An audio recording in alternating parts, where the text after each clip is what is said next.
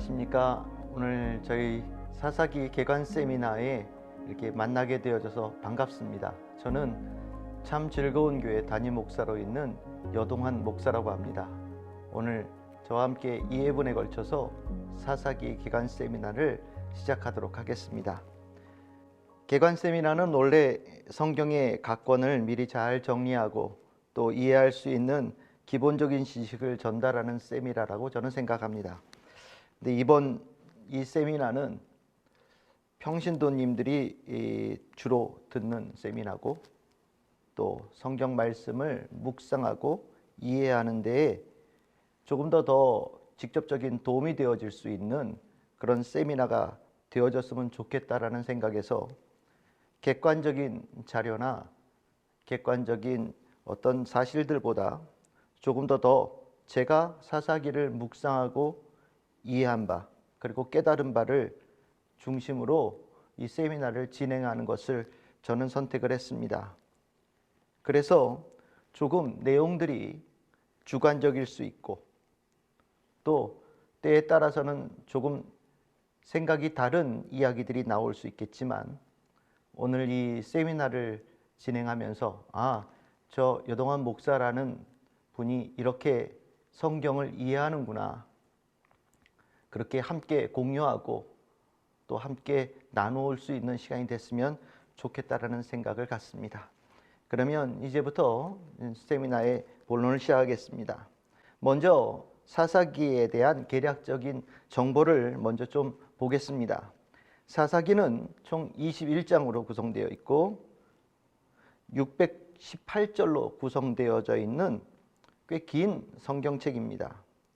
히브리어로 되어져 있는 성경의 제목은 쇼프팀이라고 되어 있고 영어로는 저지스라고 되어 있는데 내용들은 다 재판관이라는 뜻입니다.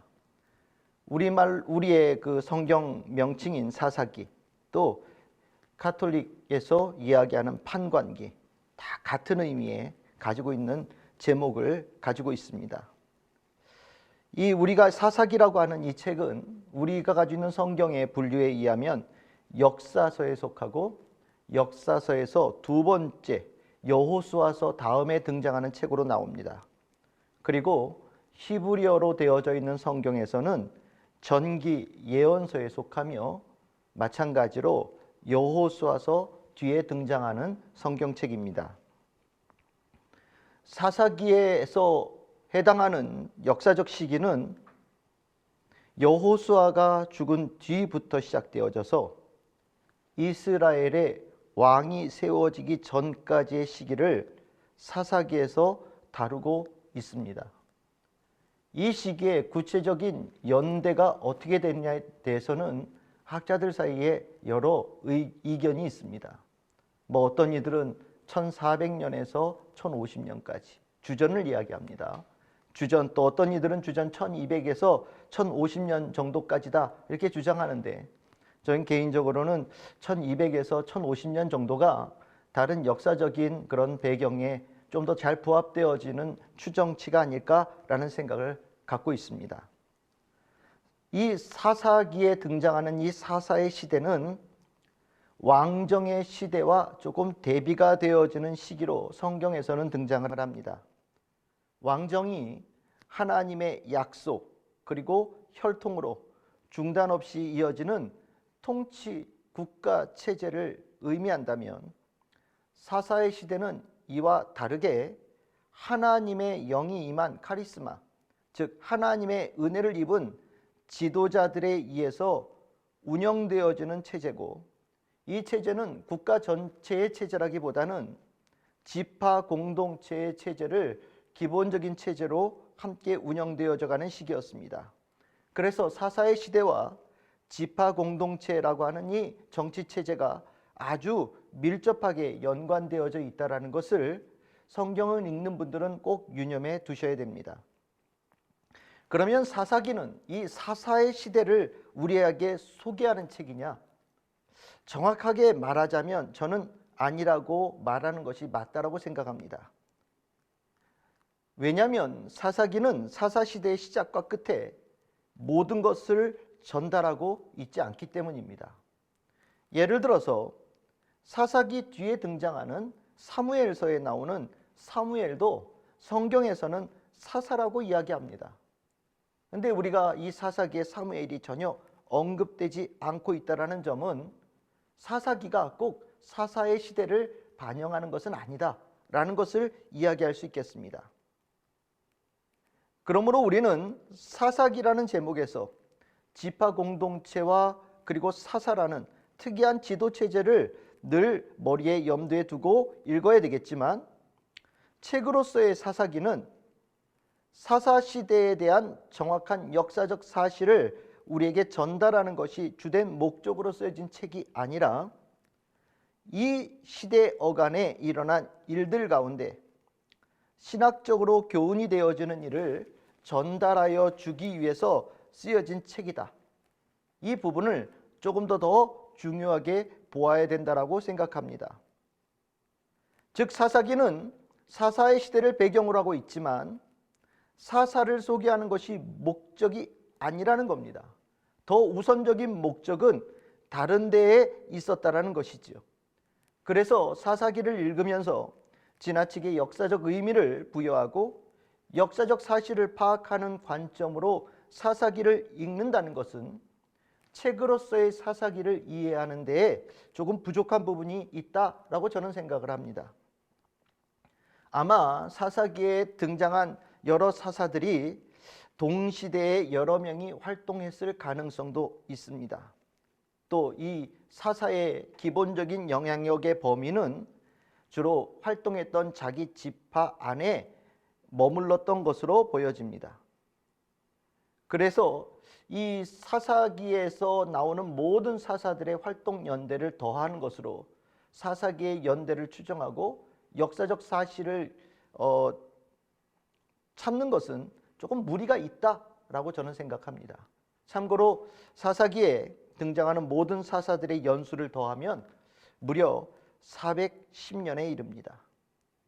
그리고 더군다나 더 중요한 것은 사사기에 언급된 사사가 정말 그 당시에 활동했던 사사의 전부인가에 대한 부분도 우리는 실질적으로 알지 못하고 있습니다. 그래서 우리는 이 사사기를 다루면서 역사적 배경에 중점을 두기보다는 사사기라고 하는 책, 이 책에서 말하고 있는 신학적인 의미에 대해서 조금 더 집중할 필요가 있겠다라고 저는 선택을 한 겁니다. 사사기에 대한 책을 좀 알아보시면 사사기의 구성은 크게 3단 구조로 되어져 있습니다. 흔히 샌드위치 구조다 이렇게도 표현하는데, 이 책의 맨 앞과 맨 뒤에는 뼈대처럼 구성되어져 있는 이야기가 등장합니다. 그것을 흔히 서문 그리고 결문 이렇게 얘기를 합니다. 그리고 서문과 결문 사이에 본문이라고 하는 우리가 흔히 잘 알고 있는 사사들의 이야기가 등장하는 부분이 나옵니다. 서문과 결문이 총 21장의 사사기의 분량 중에서 약 7장 정도의 분량을 차지합니다. 그리고 우리가 흔히 알고 있는 이 사사들의 이야기, 본문이라고 하는 이 부분에는 총 12명의 사사가 등장하면서 그 중에 사사들의 활동의 이야기가 길게 언급되어지고 있는 부분, 그들의 사사를 흔히 대사사라고 부르며 6명이 등장을 하고, 간략하게 사사에 대한 이름 정도 언급하는 사사들이 6명 등장하며 그들을 소사사라고 부릅니다. 결문, 서문, 결문 그리고 본문으로 구성되어져 있는 이 3단 구조의 이 사사기를 이해함에 있어서 어떤 것에 중점을 두면서 이 사사기를 이해해야 되는가에 대한 부분에서 누군가는 가운데 있는 본문 사사들의 이야기가 중점을 두는 부분이다라고 이야기도 합니다. 물론 그 이야기가 틀린 이야기는 아니라고 생각합니다. 근데 저는 사사기를 묵상하면서 우리가 참 잘 알고 있는 가운데 본문, 그 여러 사사들의 이야기보다 저는 그 앞과 뒤, 그 서문과 결문에 나와 있는 이 뼈대 부분이 더 중요하다라는 생각을 갖게 되었습니다. 왜냐하면 사사기에서의 관심은 이스라엘 백성들에게 있다고 보았기 때문입니다. 우리가 사사기의 중심을 사사의 활동이 어땠느냐를 보도하는 것에 중점을 둔다면 물론 가운데 본문, 사사들의 이야기가 나와 있는 가운데 부분이 중요하게 보여지겠지요. 하지만 이 사사기에서는 분명하게 언급을 합니다. 새로운 세대가 등장했다. 그 새로운 세대의 이스라엘이 어떻게 살아갔는가? 왕이 있기 전에 여호수아가 죽고 난 다음에 그 가운데 시절에 이스라엘 백성들은 어떻게 살아갔느냐에 대해서 훨씬 더 중요하게 생각하고 그 부분을 더 중요한 초점으로 보고 있기 때문입니다. 사사기의 관심은 엄밀하게 얘기하면 사사에 있지 않습니다. 사사는 하나님께서 쓰신 일꾼이고 하나님의 일을 수행하는 사람이며 이스라엘 백성들의 삶을 돕고 구원하는 역할을 담당하는 사람들입니다. 즉 사사는 이스라엘 백성들을 위해서 있었던 존재들이죠. 그런 면에 있어서 우리는 사사기 전체에서 이스라엘의 변화, 이스라엘의 정체성의 변화에 대해서 조금 더 중심을 두고 보아야 되고, 이것이 서문과 결문에 나타난 이스라엘의 모습의 변화를 대비하고 대조하는 과정을 통하여서 우리는 조금 더 명확하게 드러난다라고 볼 수 있기 때문에 저는 이 사사기 전체를 이해함에 있어서 서문, 본문, 결문으로 구성되어져 있는 3단의 구조에서 서문과 결문에 조금 더 집중해서 사사기를 읽어야 되지 않겠나라고 저는 생각을 합니다. 그러면 이제 이 3단의 구조로 되어져 있는 이 사사기를 책으로서 이해하는 과정에서 전체적으로 사사기를 이해하는데 무엇을 좀 염두에 두고 읽어야 되겠는가에 대한 초점을 좀 오늘 이 1회차의 강의에서 좀 나누려고 합니다. 아까 말씀드렸듯이 굉장히 주관적이고 또 개인적인 묵상의 그런 결과물들입니다. 하지만 제가 이 사사기를 이해하는 과정에서 이 중요하다고 생각되어진 이 몇몇의 이 주제들은 여러분들이 이 시각을 가지고 사사기를 읽어가면서 조금 더 넓고 조금 더 깊게 또 좀 더 새로운 사사기를 이해할 수 있는 중요한 그런 시각이 되지 않을까라고 생각하면서 오늘 조심스럽게 여러분들과 함께 그 5가지의 포인트를 좀 나누려고 합니다. 제가 사사기를 읽으면서 여러분들이 꼭 염두에 두어야 되겠다라고 생각되어진 첫 번째 포인트는 사사기는 어두운 책이라는 겁니다. 우리는 사사기 참 재미있게 있습니다. 워낙 재미있는 이야기들이 많이 있고 흥미진진하게 이야기가 전개되어지기도 하기 때문입니다. 또 우리 참 좋아하는 영웅 이야기 참 좋아하지 않습니까? 이 사사기는 성경에 나오는 정말 유명한 영웅들이 아주 많이 등장하는 그런 책입니다. 그러다 보니 이 사사들을 통하여서 역사하시는 하나님, 그리고 하나님의 영에 가득하여서 승리를 이끌어내는 이 영웅 사사들의 이야기는 많은 이들의 사랑을 받는 이야기가 되어집니다. 그래서 그런지 교회 학교에서도 사사기에 등장하는 이 사사들, 영웅 이야기에 대한 교육 내용은 빠지질 않습니다. 사사기에 등장하는 모든 사사를 다 다루지는 못해도 몇몇 사사들에 대해서는 아주 자주 또 깊이 있게 아이들에게 가르치곤 합니다. 대표적으로 삼손의 이야기가 그렇다고 얘기할 수 있겠습니다. 재미도 있고 통쾌함도 있고 승리도 있고 그리고 하나님의 영도 충만하게 임하니 이렇게 사랑받는 것은 당연하다고 생각되어집니다. 이렇게 보면 사사기는 굉장히 밝은 이야기가 되어졌다라고 보여집니다. 하지만 정말 우리가 사랑하는 이 사사들, 정말 다 밝은 사람들일까요? 그 이야기가 전부 다 그렇게 밝고 기쁘고 행복한 이야기로 구성되어져 있습니까? 사사기를 자세하게 읽다 보면 조금씩 뭔가 좀 다른 느낌들을 받기 시작하실 겁니다. 뭔가 이해되지 않는 부분들, 왜 그랬을까? 뭐 이런 생각들이 드는 부분들도 나오고, 때에 따라서는 정말 이건 아닌 것 같아 라고 받아들이기 어려운 힘든 부분들도 보이실 겁니다. 영웅들의 활약에 초점이 맞추어졌을 때는 잘 보이지 않았었는데, 그 영웅들의 활약 그 뒤쪽에 이어지는 이야기들의 여러 이야기 속에서 우리는 곳곳에 배치되어져 있는 어두움의 이야기들을 발견하게 되어집니다. 한마디로 하나님의 백성과는 좀 어울리지 않는 것 같은 이야기들, 슬픈 이야기들, 괴로움의 이야기들이 사사기에 곳곳에 포진되어져 있다는 거죠. 사사기는 이 밝음과 어두움이 동시에 공존하고 있는 책이 되어집니다. 그러면 이 두 개 중에서 어떤 쪽이 조금 더 주된 색깔일까요?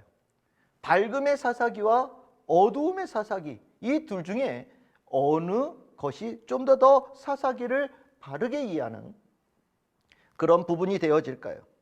조금 다르게 이야기하자면 어떤 느낌으로 읽어야 사사기를 쓴 저자의 의도를 제대로 파악할 수 있을까요? 저는 개인적으로 이 사사기를 쓴 사람이 슬픈 책으로 썼다라고 생각합니다.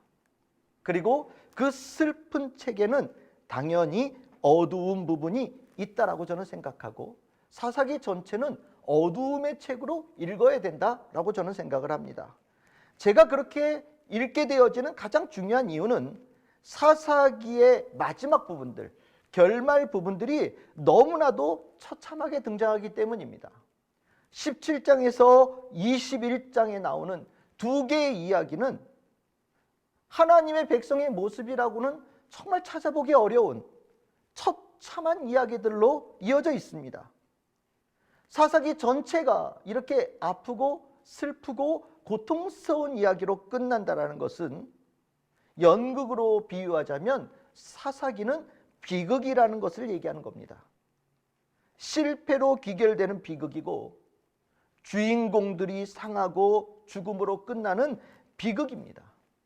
저는 이 사사기가 이렇게 주인공들이 상하고 무너지고 죽는 것으로 끝나는 비극의 이야기가 등장하기 때문에 사사기는 기본적으로 어두운 책으로 보아야 된다라고 생각합니다.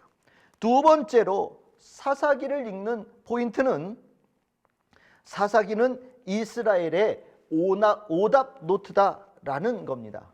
저는 이렇게 정리하면 좋겠다라는 생각을 가졌어요. 여호수아서가 하나님의 백성으로 어떻게 살아갈 것인가에 대한 발음을 보여주는 정답 노트 같다. 반면에 사사기서는 하나님의 백성으로서 잘못 살아가는 것이 과연 이런 모습이다라는 것을 모아놓은 오답 노트가 아닌가라는 생각을 갖게 되어졌습니다. 만일 제가 지금 말씀드린 것처럼 사사기를 오답 노트로 인식한다면 우리는 이 사사기를 읽으면서 정답을 찾으려고 하는 노력 대신에 이렇게 하면 안 된다라는 오답의 흔적을 찾는 성경 읽기가 되어져야 된다라고 저는 생각합니다. 성경을 읽으면서, 사사기를 읽으면서 특별히 성경에 읽으면서 오류가 생길 때가 언제냐? 성경 전체의 큰 틀의 이 방향과 좀 어긋나는 해석을 할 때라고 저는 생각합니다. 사사기를 읽으면서 이렇게 해야 되겠구나, 이것이 바른 것이구나 라는 것을 주된 생각으로 사사기를 읽는다면 저는 이 읽기에 대해서 조금 한번 돌아봐야 된다라고 생각을 합니다. 물론 이렇게 해야 되겠구나 라는 부분이 사사기에 전혀 없는 것은 아닙니다. 하지만 우리는 알고 있지 않습니까? 사사기 안에 얼마나 많은 반복되어지는 죄가 등장하는지, 얼마나 많은 이스라엘 백성들이 다시 죄로 들어가는 일들이 반복되어지는지를 우리는 계속해서 보게 되어집니다. 그렇게 되어지니 우리의 깨달음은 이렇게 하면 안 되는 거구나. 정말 이건 아니구나. 어떻게 이렇게까지 되었을까? 라고 하는 오답들을 찾아가면서 나의 모습 가운데 혹시 이런 모습이 있지 않을까 돌아보는 시각으로 사사기를 읽는 것이 조금 더 도움이 되지 않을까라고 저는 생각을 합니다.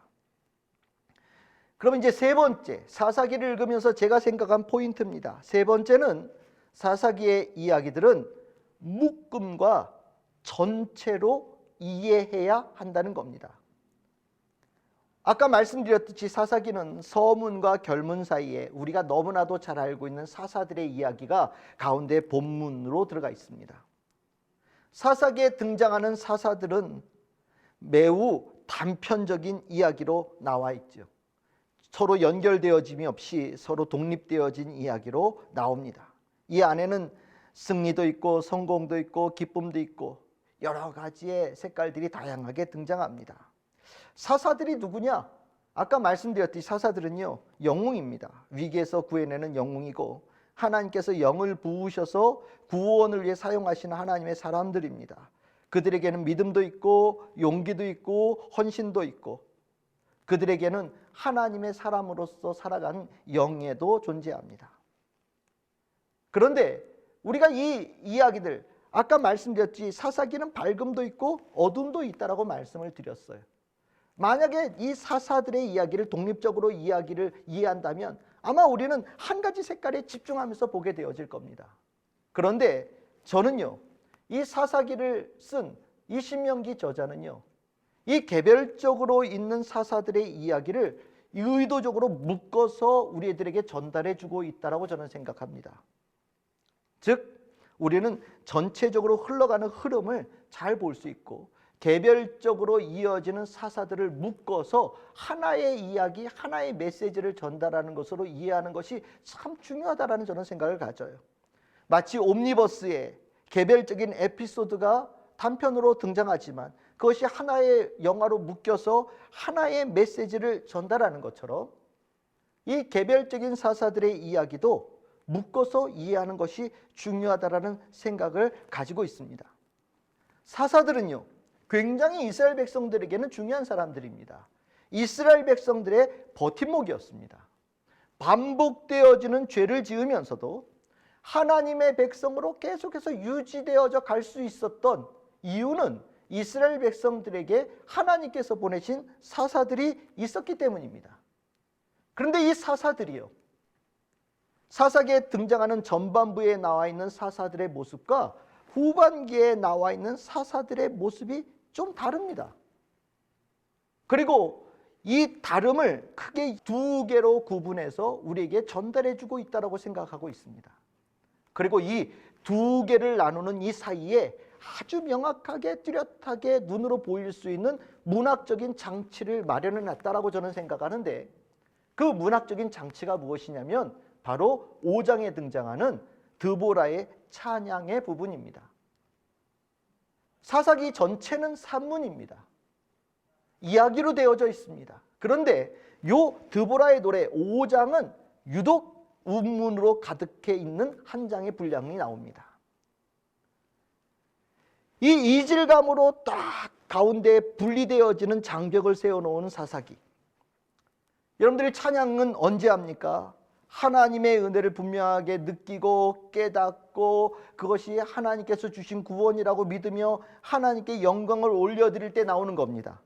신앙이 바르고 깨달음이 올바를 때 우리는 저절로 우리들의 심령에서 하나님에 대한 찬양이 나옵니다. 그래서 그 찬양 이전에 나오는 이 사사들은 그 찬양과 참 어울리는 사람들의 모습으로 기록되어져 있는 거라고 저는 생각합니다. 반면에 이 찬양 이후에 나오는 사사들은요, 좀 다른 모습으로 등장을 하죠. 찬양 이전에 등장하는 사사들은 온니엘, 에훗, 드보라 같은 사사들입니다. 반면에 이 찬양 이후에 등장하는 사사들은 기드온, 입다, 삼손 같은 사사들입니다. 찬양 이전에 등장하는 사사들의 대부분의 모습은 건강한 신앙을 가지고 있고 철저한 헌신도 있고요. 분명하게 사명을 수행하는 모습들이 등장을 합니다. 또 그것을 통하여서 이스라엘 백성들 안에는 평화가 일어나는 아주 중요한 언급들이 등장을 하죠. 반면에 찬양 이후에 등장하는 사상들에게는요, 승리는 있는데 뭔가 부족함들이 반드시 동반되어집니다.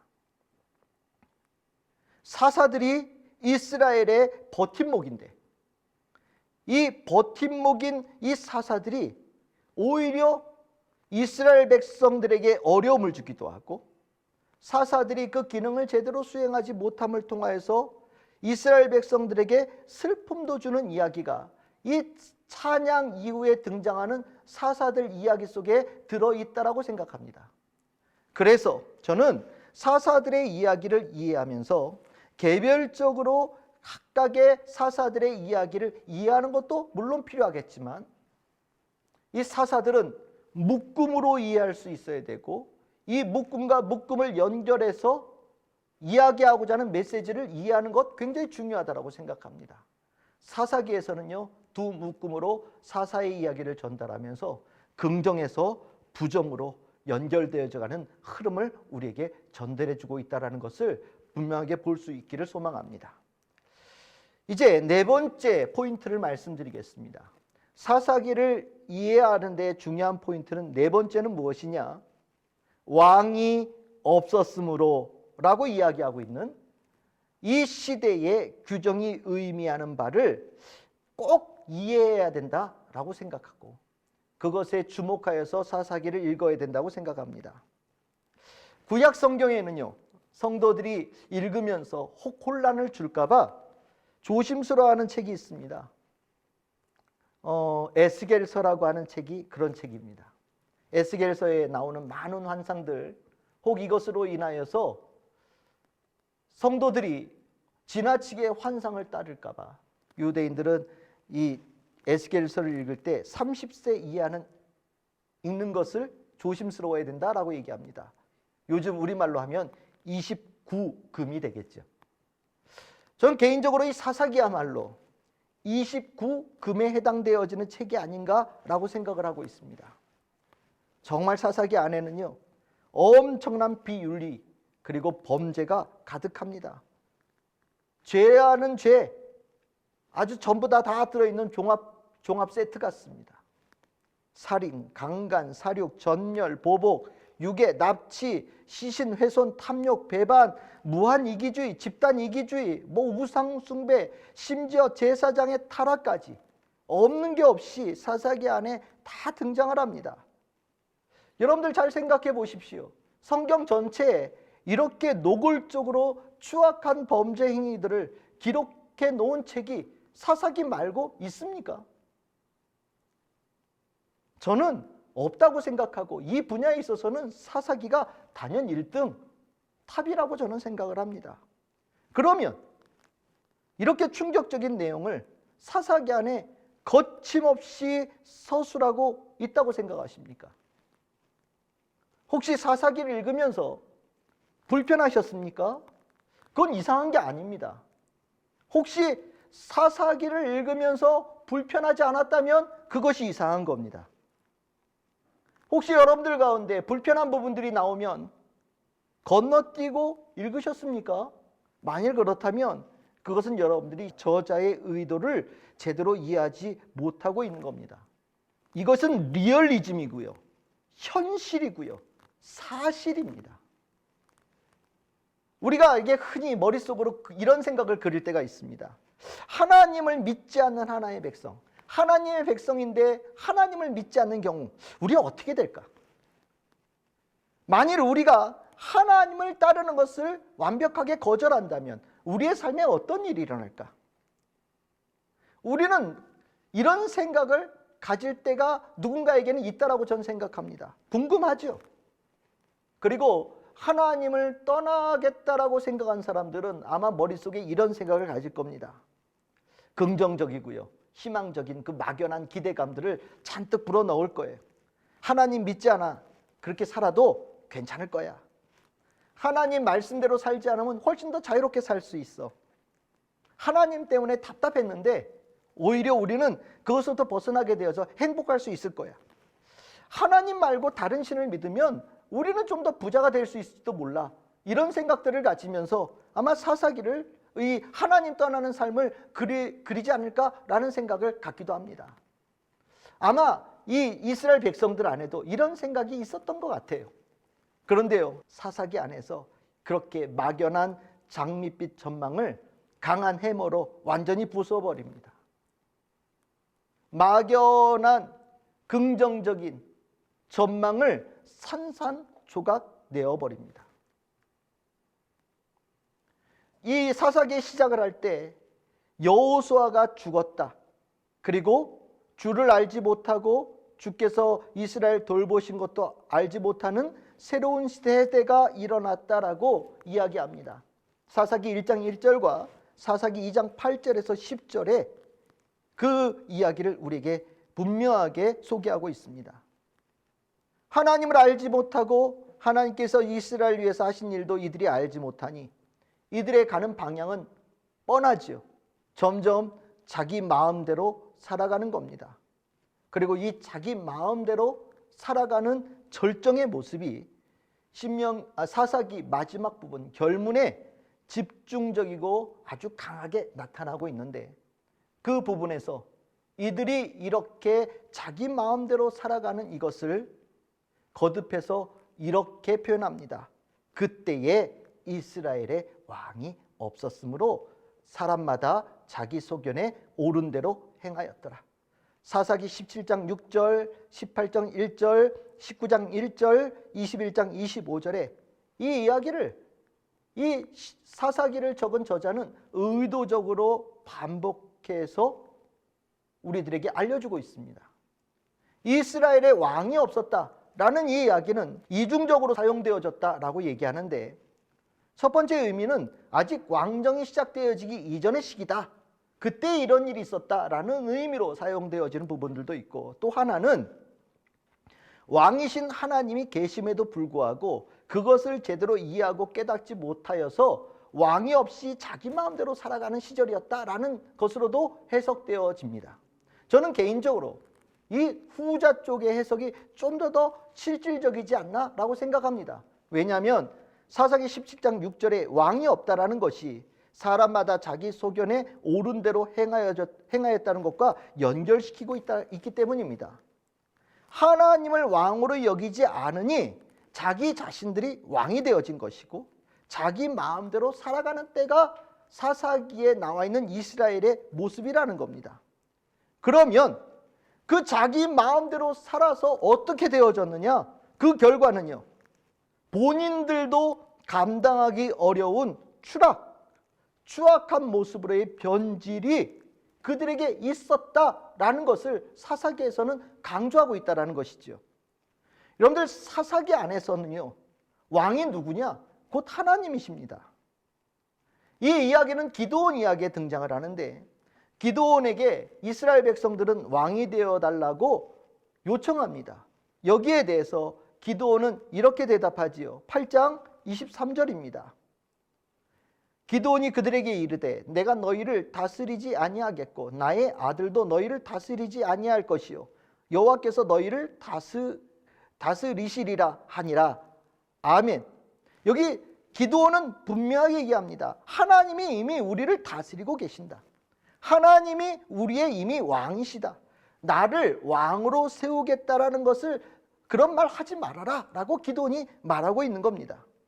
그렇죠. 사사기 안에는요, 왕이 계셨습니다.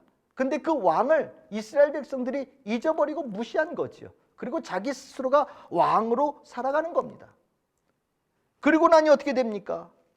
그 안에 점점 타락되어짐과 무너짐과 비참함이 더해지는 이야기들이 이어질 수밖에 없는 거죠. 사사기가 괴롭고 사사기가 어둡고 사사기가 오류로 충만한 이유가 뭐냐? 왕이 없어서다. 하나님 없어서다. 분명하게 원인을 사사기 전반에서 지적해주고 있습니다. 다른 이유가 아니라는 거지요. 우린 사사기를 읽으면서 이 부분을 정확하게 이해할 필요가 있다고 저는 생각합니다. 이제 사사기를 이해하는 마지막 5번째 포인트입니다. 사사기 안에서는요, 저자가 사사기를 통해서 전달해주고 알려주고 싶은 하나님을 이해하는 것이 굉장히 중요합니다. 제가 말씀드렸지요. 사사기의 초점은요, 사사에 있지 않습니다. 사사기의 초점은 이스라엘입니다.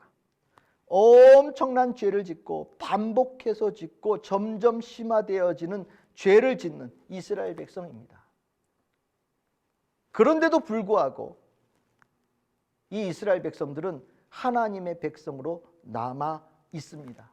어떻게 이런 일이 일어날 수 있었을까요?